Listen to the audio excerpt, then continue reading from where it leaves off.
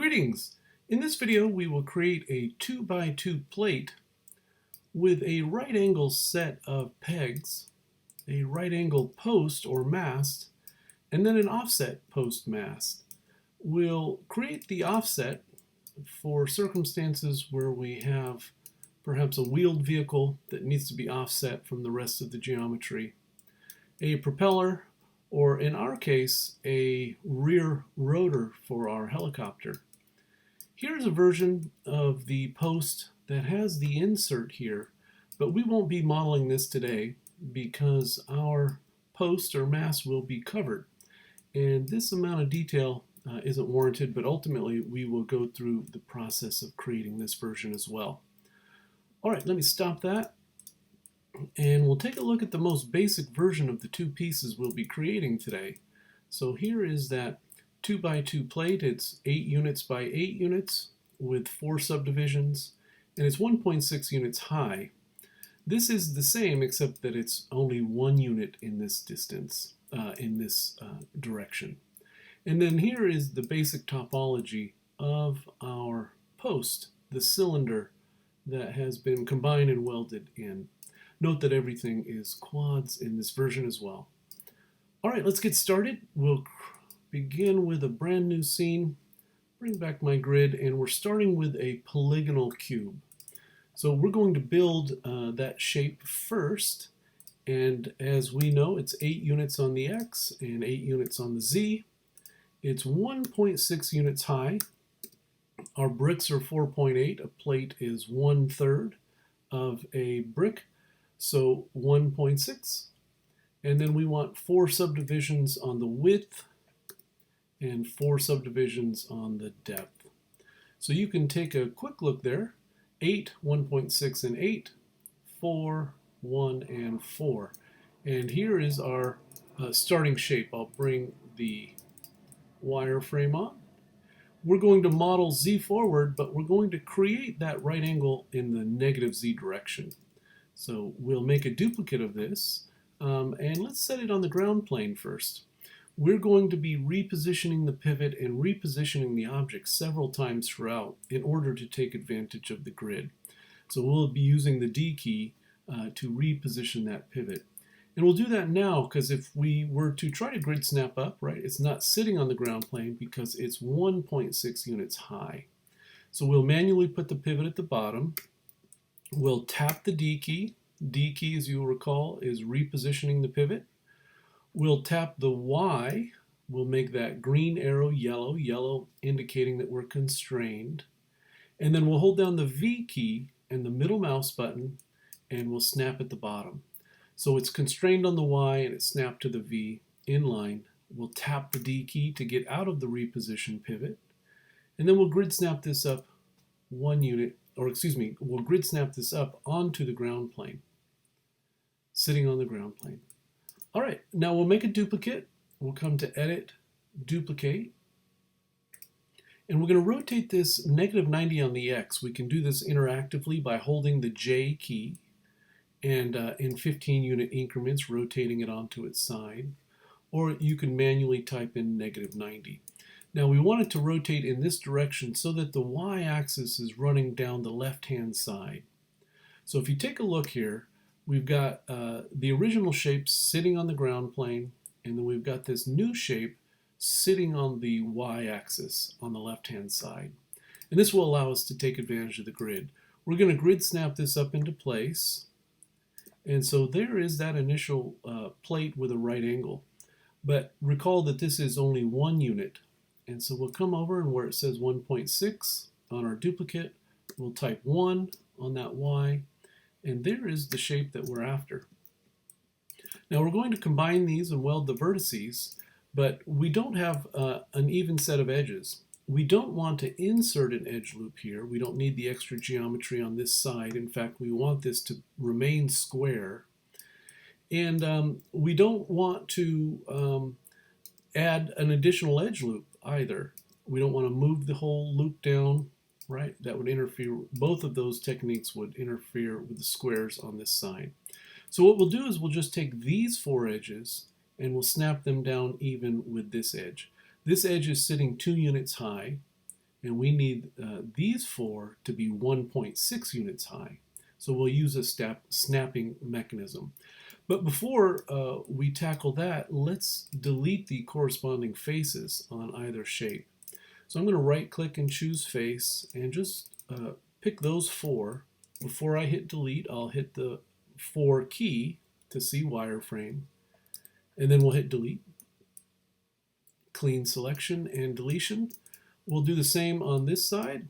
We'll come and we'll grab these 4 faces. Before we hit delete, we'll hit the 4 key, clean selection, 5 key, and then we'll hit delete. Now we can see if we look in the side view, right, that edge is 2 units high, this edge is 1.6 units high. So we just want to take these 4 and snap them to this vertex here. So let's grab those edges. We'll come and pick those 4 edges. Make sure you've got a good selection there. Take a moment to take a look. We'll grab the move tool, and we want to constrain on the Y, right? We're going to make the Y active. The green Y arrow is now yellow, indicating that it's constrained. We'll hold down the V key and we'll middle mouse button click to this vertex here, and you saw it snap down. I'm going to hit undo just to do that again. Got it constrained on the Y, those 4 edges, and with the V key and the middle mouse button, I'm going to snap on this vertex, and you saw it jump down. If we look in the side view, you can see that now on this side they're 1.6.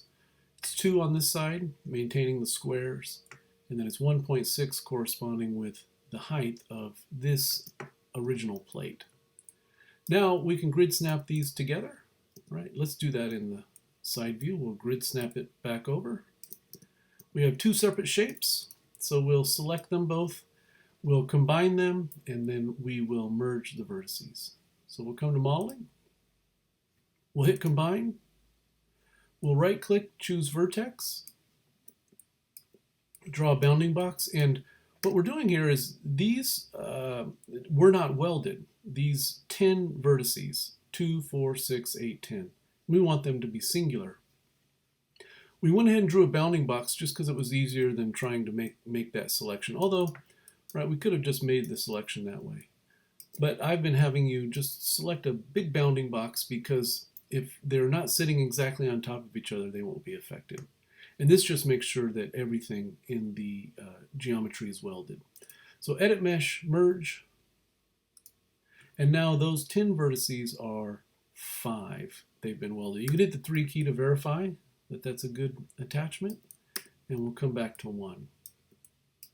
Now we want to import our pegs to create the interior 2x2. When we import those pegs, they'll be sitting on the ground plane. So it'll be easy for us to make this set of faces sit on the ground plane, and that will make it convenient, I should say, when we import those pegs. So we're once again going to change the pivot point. We'll put the pivot point here, and then we'll snap these set of faces to correspond with the ground plane. Now our pivot point has changed because when we created the new shape, the pivot point for that new mesh is sitting in the middle. We're going to tap the D key to reposition the pivot, and we're not constraining in this time. We don't need to click on the green, red, or blue. We'll just omnidirectionally click. We'll hold down the V key and snap, and then we'll tap the D key. And we'll jump into the side view. You can see that pivot sitting on the top set of faces, and this will allow us to grid snap down. So now that top set of faces is exactly on the ground plane, and we can delete them, and then we'll import our peg, duplicate 3 additional copies for a total of 4, and make sure we've got a clean selection, got a couple bad ones on the other side. 4 key, I use the control key to deselect. Those are the faces we're deleting. We'll hit delete. Now we'll import, file, import. We'll choose our peg start. And as mentioned, that's sitting exactly where we want it. In terms of the Y value, we need to position on the X and the Z. We'll grid snap this up. I'm in the top view. We'll duplicate and we'll grid snap over. We'll duplicate a second time. You could use Command D on the keyboard. And I'll duplicate a third and final time, and we'll position that over. So here we can hide the grid and we can take a look at our shape so far. We'll draw a bounding box. We'll combine those 5 shapes. And let's delete the history at this point and just verify. So I'm going to come and I'm deleting history in object mode. Polycylinder 5, right? This is all we have. But if we hit the 3 key, right, just an example of the fact that it's a 2-step process. We combined, it's a singular shape, but there are gaps. The overlaying vertices were not by default welded. So we'll draw a big bounding box and we'll come to Edit Mesh and we'll say Merge. And you can see in real time that becomes a shape without the gaps. We'll hit the 1 key and we'll come back to the object mode. Now I mentioned we're repositioning the pivot and repositioning the object several times. Jumping into the side view, and we're going to bring in our inverse pegs, and we want them to line up with this edge here on the grid. So when I go to snap this, you can see that the pivot is offset. If I were to grid snap now, it's come off that edge there, this grid line, which we want it to remain on. It will make things easier when we're positioning those secondary pegs. So I want to put the pivot right in the middle so that I can take advantage of the grid. I say that because many times throughout the semester we've been limiting ourselves to the Y when we reposition. This is a version where we want to move it over. We do want it to shift over. So we're not going to click here. We want to see green and we want to see blue. So I'll hold down the V key, right? I have tapped the D key. I'm in the reposition mode. But unlike so many other examples, I'm not touching the Y. I'm not making it yellow. Hold down the V key and you see that it shifted over, and then we'll tap the D key again. And this means, right, because we're on a grid here, I can grid snap up, we can put it on the ground plane, and we've also maintained this edge on the grid. So we'll grid snap that up. All right, before we continue with that, let's finish the bottom and then we'll export this out. And this can be the starting point for any number of versions of this right angle brick. If you look at samples of this right angle brick, there are lots of options for that set of these set of faces over here. Make sure you got a clean selection, hit the 4 key. If you didn't, you can hold the control key and bounding box select what you want to deselect. And we're going to hit extrude, and you recall it's offset 0.8. If I can get that there. We'll extrude a second time, and we'll pull it negative on the local translate Z. Right click to object mode, click off. And so there is our starting point right angle brick. And we definitely want to save this out. Let's delete all of our history. Now you can save and save as. I would recommend coming up to File, Export Selection. And we might call this 2x2 right angle or 2x2 90 degree. Make sure that it's ASCII.ma. And as I mentioned, it's unbeveled, and that gives us the flexibility to create any number of versions on this face here. I am going to duplicate this, edit, duplicate, and then I'm just going to hide that away on a layer. And this will be the starting point for our second version with the post. All right, now let's bring in, for our first version, we're going to double click around and get rid of these faces, 4 key, clean selection. We'll hit the delete key and we'll import our peg inverse start. Peg inverse start. And we can see that it's sitting down here at the ground plane. And we'll jump into the side view, maybe hit the 4 key to see a little bit better. And then we'll rotate that onto its side 90 degrees, negative 90 on the X. And then we'll grid snap it up into position, but it's still in the middle. So in the front view, and it's a little bit hard to see, isn't it? let's give ourselves a view here of the perspective, but we'll work in the front. We'll grid snap that over. We'll come and duplicate, and we'll grid snap that over 4 units. Once again, duplicate, and then a third and final duplicate. Grid snapped all into place. And in the perspective view, you can see those sitting there. They're all separate, right? And this is familiar. We'll hit combine. We can go ahead and do it in the 3 mode again just to verify why we execute this extra step. Edit mesh merge to weld all of those vertices that were overlapping, but in the combination, in the combine tool, they weren't necessarily, or they were not merged or welded. Now we can look at it in the 3 mode because we have to go through the next step, which is a little bit cumbersome, of selecting all the edges that we want to remain hard. And this would be a good place to save. In fact, let's get to this point, and in the next section of the video, we'll come back and we'll go through the process of selecting all the proper edges. Be right back. Okay, welcome back. Let's delete all of our history, and we can get rid of those transform nodes. And I've got polycylinder 10, and then as you'll recall, I had saved that extra version away on a layer. So let's go through this process.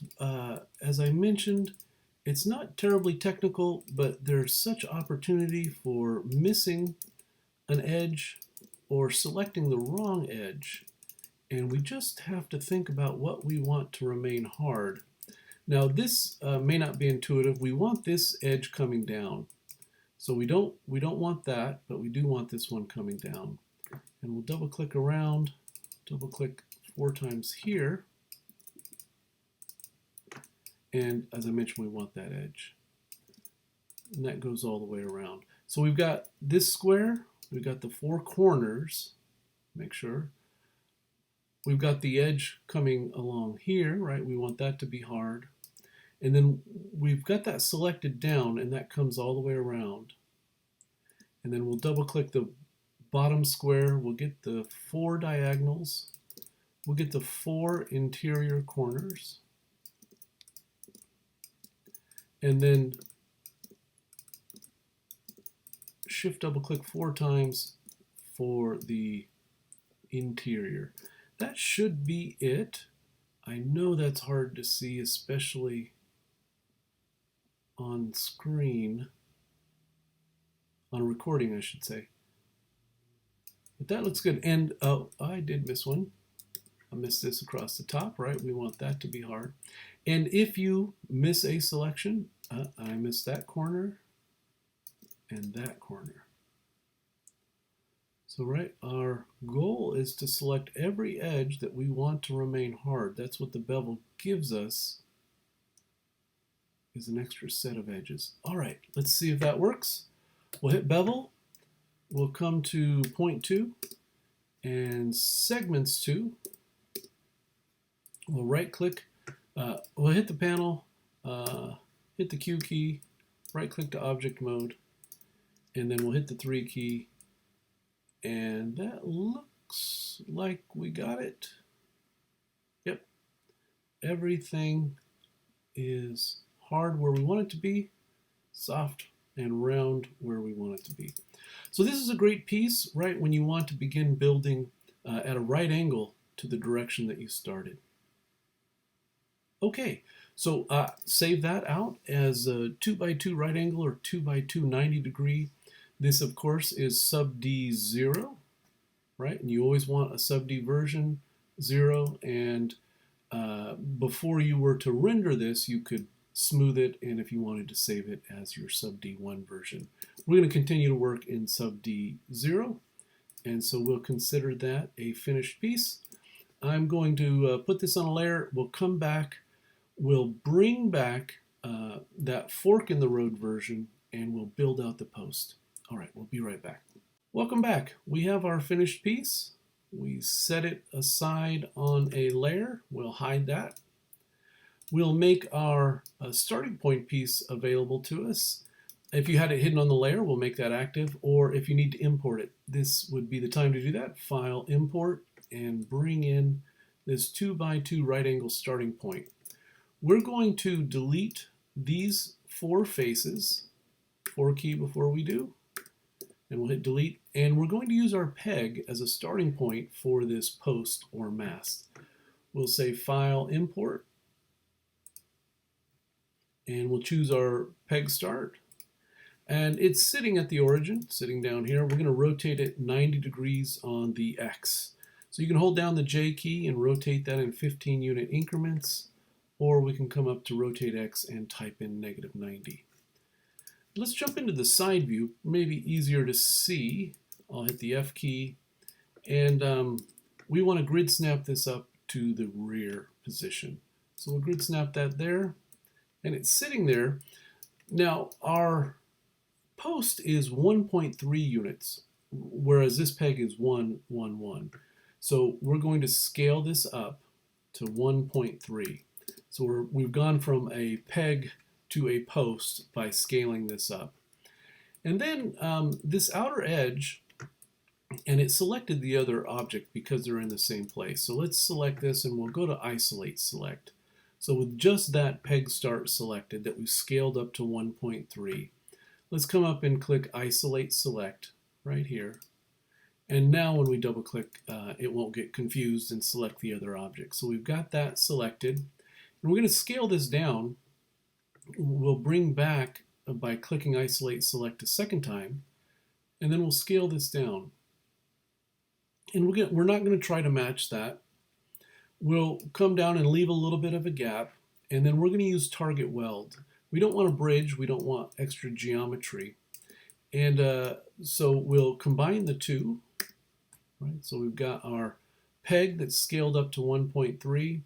We scaled the edges down so that it's a little bit smaller than that blank spot we created by deleting those 4 faces. And we'll come to the modeling toolkit, and we're going to hit combine. Now, they're too far away to merge. We could have scaled a little bit closer and tried to play with the merge threshold, but it's not a bad idea, and because it's so few, we'll just come and manually use the target weld. So target weld and target. Now a word, you want to make sure that all of your vertices are pink when you're starting. I'm going to click off and just do that again. We can select it in object mode, come to target weld, and make sure that you're seeing all your vertices in pink or magenta. And then we'll just come around. Our merge to option is target, so we're not centering these, we're just dragging and dropping. And we're dragging from to, right? We're dragging from this smaller one to the larger one. So we're dragging from to, from the peg to the existing shape, from the peg, just dragging and dropping. And so this is manually welding all the way around with target weld target as the merge to option. So we don't have to go up and hit merge because we've welded here. I'll hit the panel Q key, right click to object mode, and there we have our post. And we need to lengthen it. Now there's a little bit of a caveat here. We've already beveled this shape. So if it wasn't beveled, it would be easy enough just to grab the terminal vertices there and grid snap out 4 units, which is the length that we want for our post. But if we get in here nice and close, you see that because we were doing 3 separate edges or 3 separate sets of vertices, it has put the middle, and that's over, if you look here, that's over that. So we're going to pull that back a little bit, and we're going to come up short, and we'll draw a bounding box around that very end edge. If you have a problem picking that bounding box, you could come in here and select the edges. You could have also picked that vertice, and then we could say shift more than, and then we would have the exact right amount. Let me just mention that again. I drew a bounding box, a very thin bounding box, and got that. If that was difficult or impractical, you could pick that center vertice and then use shift more than to expand the component selection one level out. And then we'll grid snap this one. We'll grid snap that. So we know we've got it exactly. Now our bevel isn't exactly the way that it was, But what's important is that this terminal set of vertices, this terminal set of edges or faces is exactly on the grid. Because we've been very precise with our builds so far. All right, now these are typically recessed. So let's go ahead and extrude this in. We'll hit 4 key, make sure, and had a bad selection there, so I used the control key to deselect. And we'll extrude this inward. We're going to say offset 0.3. 0.3 is a good size, and then we'll hit extrude a second time. And because we were exactly 4 units out, we'll go exactly negative 4 units in. And you can see, if we were to hit the 4 key, you can see that that's even with the existing shape. We'll hit the 5 key, we'll hit the panel, Q key, right click to object mode. And there is our shape so far. We've got some beveling to do. We'll bevel this edge. We'll hit bevel and we'll do 0.2 and 2. And we could have done that recessed interior at the same time. Sometimes that recessed interior, you may want it to be a different size, but I doubt that we'll see that level of detail in there. So we'll do this one independently. Could have done them together. So that's working for us. We can hit the 3 key and see that there, our post. And then back to our good old beveling. But before we bevel, right, because we're going to create an extended version, we want to save this or export this. I am going to make a duplicate and put it on a layer. So you definitely want to be able to come back to this unbeveled version. We'll hit delete all by type history before we do. You could go to edit, export selection. I am going to duplicate and put it on a layer. Now, so we've got 2, we've got an extra one hidden away on a layer. And so we'll bevel this one. We'll go through that process. And we'll get the corners. Oops, I double clicked there and it got all the horizontals. So be careful on the double click. This was the one edge that is a bit of a question mark, and we want to make sure that we had it selected. That edge there, we want to go across, double clicking around.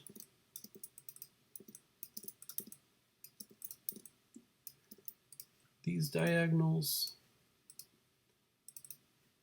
that square double clicked all the way around. We'll get the, oops, wrong selection, shift, the bottom interior recessed square. And that should, oh, I missed that. And we'll just do a quick check around. And just a quick reminder, it's everything that we want to remain hard. If you miss something, just undo and redo. We'll hit 0.2 and 2. Hit the panel, hit the Q key, right click to object mode, and we'll hit the 3 key and we'll check. And looks like we got it. So there is our shape. We can put anything that we want here.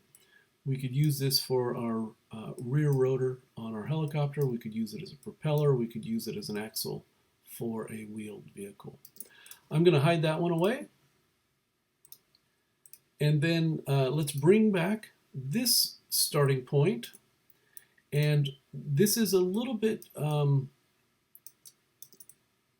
tricky in terms of understanding the new edge that we're going to create. So I'm going to select those vertices, shift more than, just to there.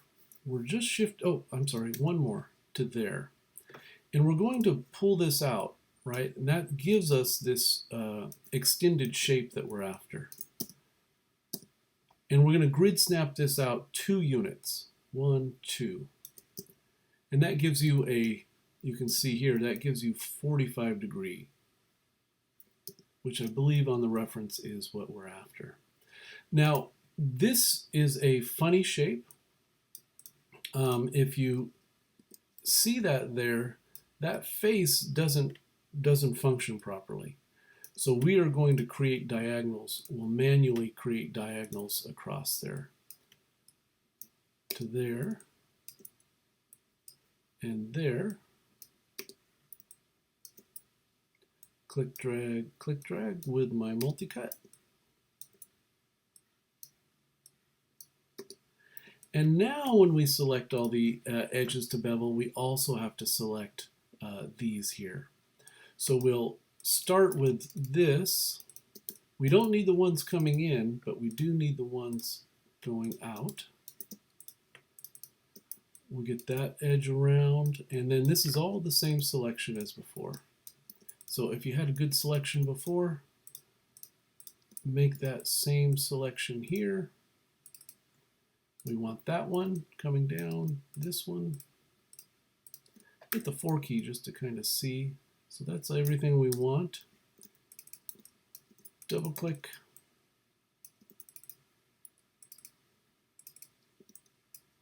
And same old selection. Get that square, the corners.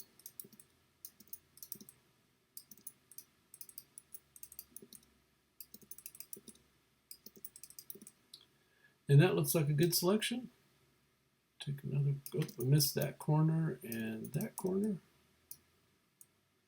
And I'll just let you see that front again.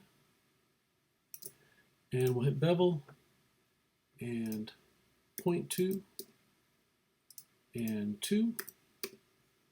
We'll right click to object mode.